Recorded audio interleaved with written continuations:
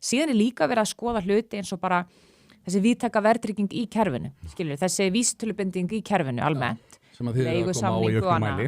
Já, en ég skal bara glöð svara fyrir það. Já. Ég bara mjög stolt af þeirri aðgerð. Stærsta mistök Íslandssögunnar segja margir. Ég verð bara að segja alveg eins og Frosti, að ég alveg, sko, það margt sem ég hef áhyggjur af fjármál ríkisins, ég hef ekki áhyggjur af því að, sko, lægst launaði fólk landsins sem hefur ekki tækifæri til að sækja sér kjarabætur. Það getur ekki farið í verkfall, það getur ekki sótt launahækkun, það getur ekki klifið launastigann. Við erum að tala í sömu tilvikum og í yfirgnæfi til fjöldi þessa fólks sem er að fá þessa kjarabætur er fólk sem fæðist á örorku. Það kemst aldrei lengra upp launastigann og veistu, ég verð bara meir því að tala þetta en sem minnst alveg ótrúlegt af öllu sem fólk leggst á að það leggist á fólk í þessari stöðu. Það er ekki samt að segja það, ég meina fólk er almennt á því að það er að koma vel fram með öryrkja og aldra og svona. Ég er bara mjög hissa á því að þetta skuli hafa verið bitbeinið. Ég vil bara segja alveg eins og En hefur engar áhyggjur að þetta sé að gera kerfið það sko girnilegt þess að má segja að þetta sé hvati fyrir fólk til þess að draga úr vinnu og ég meina það í einhverjum tilfellum geta komið upp aðstæður þess sem að í svona verðbólgu umhverfi og háum vöxtum og það sem að allt fyrir á skriða þá er þessi hópur sko með tryggðar hækkanir sem að fara kannski umfram hinn almenna launamarkað. Já, það er reyndar ekki rétt. Fólk hélt að væri, en ég skil alveg að umræðan hafi farið þangað sko. Fólk hélt að væri svona eitthvað tvöfaldur lás og það fengi bæði launin á verðbólguna. Það er mjög skýrt í frumvarpinu, það er ekki þannig og þeir sem að gagnrýndu það uppalega voru að gagnrýna gamalt frumvarp sem hafi verið lagt fram, það er ekki þannig og fyrir utan það, bara svo ég segja alveg eins og sko, auðvitað vill maður góða lagasetningu en ef það skapast einhvers konar skrítin staða, þar sem allt í þessi hópur er komin umfram lágmarkslaun, er fyrirgefðu, ég meina þingið er með fjárveitingavaldið, það er alveg hægt að kippa inn í, alveg eins og við lækkuðum eldsneytisverð núna, sko, það er alveg hægt að kippa inn í hvað það varðar, en mér langar samt að segja og ég hef ekki áhyggjur af því að það gerist og ég ætla ekki að koma mér undan ábyrgð þannig að ég styð bara hvernig þetta greiðsluformat er í dag. Finnst mér bara mikilvægt að taka það fram að grunngreiðslurnar eins og eru í dag voru hækkaðar af síðustu ríkisstjórn, Sjálfstæðisflokks, Vinstri grænna og Framsóknarflokks. Ég styddi það, en það var það gott mál. Nú erum við bara að tryggja að þessar greiðslur haldi verðgildi sínu og jú, það mun alltaf Frosti vera eitthvað fólk sem er á jaðrinum. En meirhlutan þeim sem fá þessa greiðslu er fólk sem mun aldrei komast út að vinnumarkað vegna þess á öryrkjahliðinni er það fólk sem fæðist með varanlega örorku eða er í þannig stöðu, á almannatryggingarhliðinni þá er þetta fólk sem er komið á eftirlaun á lítið í lífeyrissjóði og það er alltaf þannig með allt í opinbera kerfinu að ef þú ætlar að hætta með eitthvað bara því að það er einhver á jaðrinum þá myndir þú aldrei gera neitt. Sko það er allir bara að pæla í efnahagsmálunum sko vítt og breytt og þetta er auðvitað ófremdar ástand sem við búum ekkert við. Ég meina, maður velti fyrir sér, þú veist, þú talar mjög skýrt í aðdraganda kosninga, frækt úr hlaðvarpi Chess After Dark, það sem að þú sagðir að hér þyrfti fyrst og fremst að taka til í efnahagsmálum og ESB væri sko svo sannarlega ekki á dagskrá fyrir en að það væri komið á hreint í fyrsta lagi og þetta væri bara alls ekki á dagskrá ESB og þú meiri segja sko, þú segir sko, það er ljótt að plata, sagði þú veist, og síðan upplöfu fólk sko einhvern veginn að stefnan hafi tekið upp yfir hjá þér. Maður fyrir sér, lítur þú svo á að evran sé lausn okkar efnahagsvandamála? Sko, fyrir fyrsta vil ég segja. Og kannski hvað breyttist? Já, ok, byrjum aðeins þar. Allir sem að hafa átt í einhverjum samskiptum við mig og ég hef sett þetta óumberlega vita að ég hef verið jákvæð gagnvart Evrópusambandinu. Ég formaður Samfylkingar Jafnaðarmannaflokks Íslands sem er með þá stefnuskrá sinni að skoða aðildarviðræður við Evrópusambandið. Það ætti engum að koma það á óvart að þegar það kemur upp sem möguleiki að fólk sé jákvæð gagnvart því. Það er hins vegar rétt að fyrir mér var þetta ekki forgangsmál og þetta er ekki forgangsmál. Það er ástæðan fyrir því að við erum búin að vera núna í 1,5 ár í ríkisstjórn og við erum búin að vera með fókusinn á fullt af öðrum hlutum. Fyrsta skrefið er þessi þjóðaratkvæðagreiðsla hvort við eigum yfir höfuð að fara í þessar aðildarviðræður eða ekki. Og það er partur af mér sem hugsa bara, veistu, ég þarf líka bara vinnufrið. Ef fólk vill ekki fara í þetta, þá förum við ekki í þetta og svara því bara núna. Ef þið viljið fara í þetta, þá förum við í þetta og þá bara förum við í það verkefni og við sinnum öðru samhliða. Af því það er svo merkilegt með þessu umræðu, Frosti, Sko, ég hef alltaf verið á þeirri skoðun að tímasetningar skipta máli. Ég hef alltaf verið á þeirri skoðun að tímasetningar skipta máli. Ég hef aldrei viljað tala um þetta sem alls að lausna á öllu, að þetta ekki alls að lausna á öllu. En bara þessi vegferð sem þið eruð í, að hún í engum takti við það sem að þú sagðir í aðdraganda þessara kosninga og veltum að fyrir sér, þetta eitthvað svona sem að þú varst undir með í samningaviðræðum við stjórnarflokkana þegar ríkisstjórnin var mynduð, þetta eitthvað sem að þú ert svolítið dregin út í eða? Ég myndi nú ekki segja það. Ég meina, mér finnst munur á því að setja þetta sem aðal markmið ríkisstjórnarinnar og það fyrsta sem þú gerir að hefja þessa vegferð eða búin að vera bara talsett lengi í ríkisstjórn, vinna öðrum málum, svo er þetta eitt af því sem þú gerir.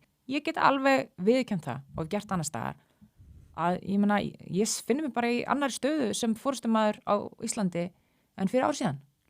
Aldrei datt mér í hug að við værum að eiga við það sem við þurfum að eiga við í alþjóðamálum upp á síðkastið. Með því er ég ekki einhvern veginn að reyna að hræða fólk inn í þetta. Ég er bara að viðurkenna það sem manneskja sem stend í forystu fyrir þetta land á alþjóðavísu að samtöl sem eru að eiga sér stað, sambönd og svona bara aðgerðir sem að við erum að lenda í og sjá gerst í löndunum í kringum okkur.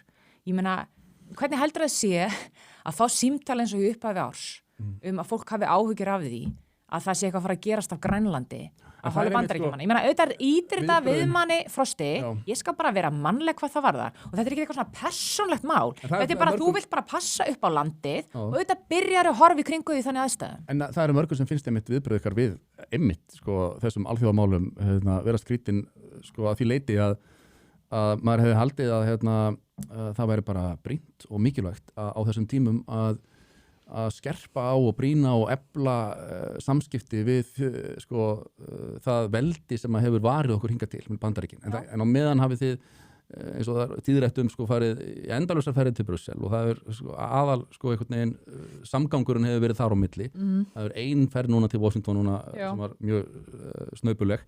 Þannig að fólk skynjar að þeir eru alveg að snúa bakið við Bandaríkjunum í raun og veru og eru bara að setja allan fókus á Evrópusambandi sem að getur á engan hátt varið okkur ef að til þess kæmi að við þyrftum á slíkum vörðum að halda. Ég finnst reyndar mjög leitt ef það er upplifun fólks og ég ætla ekki að gera lítið úr því ef það er upplifun fólks að það sé ykkur breyttur taktur.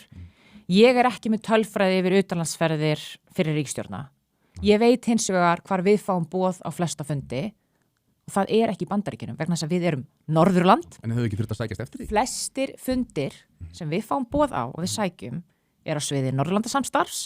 Þá förum við til, þeir eru á sviði EES, vegna þess að það er stæðsta viðskiptablokkin okkar. Bara algjörlega óháð hvað fólki finnst ESB. Það er stæðsta viðskiptablokkin okkar. Og svo erum við í svona Evrópusamstarfi, meðal annars að því að við erum að fá styrki úr rannsóknarsjóðum og við erum í alls konar samstarfi og svo leiðis. Alþjóðasamstarfi sem Ísland hefur verið í langan tíma er þess eðlis það hefur verið rekið að miklu leyti til Evrópumegin. Hins vegar er það alveg rétt að við erum með gríðarlega mikilvæga varnarsamning við Bandaríkin og sá samningur er mjög virkur og það er raunar þannig og utanríkisráðherra myndi segja það líka væri hér að það hafa sjaldan verið jafn góð samskipti á því stigi og núna og þau bötnuðu líka á tímabili fyrir kjörtímabils Trumps þannig að þó að við séum ekki alltaf að fá fundin í Hvítahúsi og ég skal bara segja það hér, ég meina við höfum sóst eftir að fá fund í Hvítahúsinu. Veistu hvenær síðast forsætisráðherra fór einn og hitti forsæti Bandaríkjanna? 2006. Davíð Oddsson. Og þá var herinn á Íslandi. Það var bandarísk viðvera á Íslandi. Hlutirnir hafa breyst Frosti. Það er ekki þannig að 400 manna þjóð hafi bara beint aðgengi inn í Hvítahúsið. Við erum með rosalega marga tengiliði inn í Hvítahúsið, inn í embættismannakerfið, en við verðum líka bara horfst við það, við erum ekki stórþjóð, við eigum í samskiptum á mjög mikilvægum stigum, þó við séum ekki alltaf að funda opinberlega með forseta Bandaríkjanna, og það vill bara þannig til að kerfið okkar er strúktúrað, bæði viðskiptalega séð, líka pólitískt út af því hvar við erum staðsett í álfunni, að mikið af þessum ráðstefnum sem við sækjum eru í Evrópu. Þannig að ég horfi ekki á það að við séum að sækja eitthvað meira þar og yfirgefa Bandaríkin. Ég segi þetta sem manneskja sem að dvaldi í langan tíma í Bandaríkinum. Ég er mjög hlynnt samstarfi við Bandaríkin. Mér þykir mjög vænt Bandaríkin og ég raunar á þeim stað. Ég var nú bara að ræða þetta við vin minn sem er í heimsókn hjá mér, sem er mitt bandarískur maður sem er fyrir hermaður og var með mér í bekk í Bandaríkinum og það eru allir meðvitaðir meira segja hann, breytta stöðu Bandaríkjanna í dag, svona ákveðna flækju í samskiptunum og þetta hefur auðvitað svona breytta eins taktunum í samskiptunum, það sjá það allir. En maður upplýði þá að þú sért að þið, Þorgerður Katrín, séu ekki alveg á sömum blaðsíðu, hvað var það svona skoðun ykkar á samskiptum við Bandaríkjana? Ég held ekki. Nei, ég hef ekki upplifað þannig henni. Mér finnst, ég get ekki tala alveg fyrir hana, en mér finnst þessi umræða, ég verð bara að segja alveg sver. Það væri reyndar alveg áhugavert að taka saman hversu oft var verið að fara til Bandaríkjanna hérna fyrir tíð.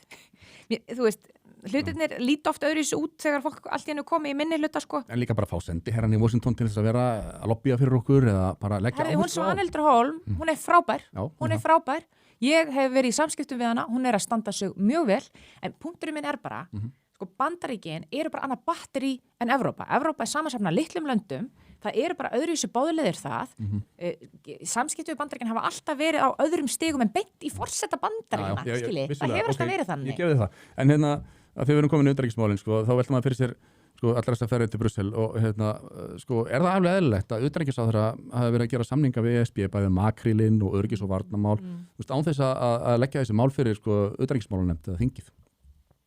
Nú var ég að viðkynna, ég er ekki alveg inn í öllum fundunum sem hún er átt við utanríkismálanefnd. Ég veit að hún fer á mjög marga fundu þar og upplýsir mjög slegt, en nú ætlum ég bara ekki að tala af mér í ykkur smáatriðum.